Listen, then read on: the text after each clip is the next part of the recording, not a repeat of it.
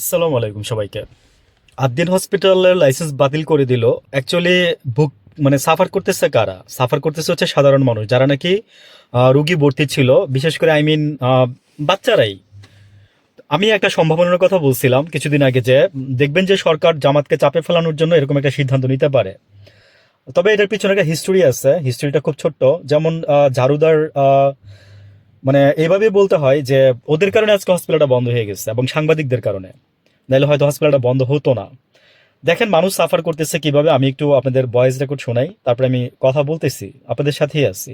সরকার কোন সাংবাদিক করছে না, কিন্তু মনে লেগেছে এই কর্মচারীদের পরিচয়গুলো আসলে জানা দরকার। এরা কবে নিয়োগ পেয়েছে, কার আমলে নিয়োগ পেয়েছে, কার মাধ্যমে নিয়োগ পেয়েছে জানা দরকার।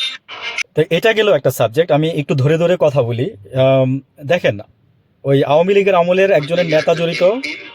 প্রচ্ছন্ন ছায়া বিরাজ করে, আসিরুদ্দিনের ছায়া বিরাজ করে, তার কিছু লোক ওখানে ঢুকানো হয়েছে এই হাসপাতালটা ধ্বংস করার জন্য। এখন বুঝছেন? আচ্ছা, আর মানুষ কিভাবে সাফার করতেছে দেখেন। আমি তার আগে আরেকটা কথা বলি, সেটা হচ্ছে যে কিছুদিন আগে যে বাস পড়ে গেল দুইটা, একটা কোরবানি ঈদে একটা রোজার ঈদে, আপনি কি ওই মানে বাসগুলো লাইসেন্স বাতিল করে দিচ্ছিলেন বা কোনো কিছু করছেন? না।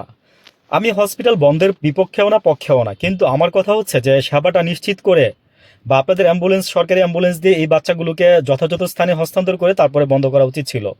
লাইসেন্স বাদ করা হয়েছে, সব বেরোয় যাও, মানে একটা ফানি, একটা নাটক ছাড়ার কিছুই না। মানুষ কি বলে শোনেন। এখন একটা অ্যাক্সিডেন্ট হয়েছে, এখন স্বাস্থ্যমন্ত্রী যে এটার ব্যাপারে ঘুষ চাইছে, এখন হ্যাঁ ঘুষ দিলে এটা চলতো, এটা ঠিক আছে। আর অন্যান্য জায়গায় যে গাড়ি পড়ছে রোজায় একটা, কুরবানিতে একটা, সেইটার লাইসেন্স তো বাতিল হলো না। তাহলে আমরা তো এখানে সাধারণ মানুষ সেবা পাই, ভালো সেবা পাই।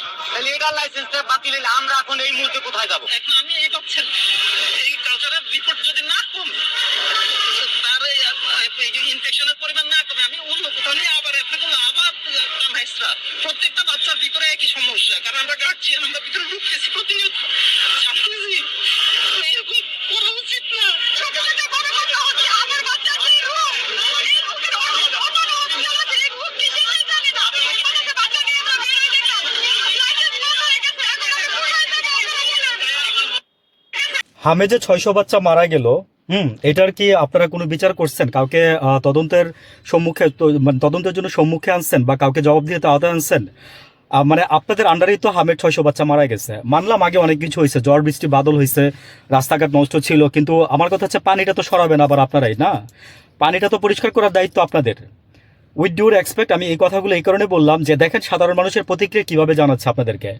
আমি একটা কথা সবসময় বলি যে everything is goes to limit, don't cross the limit.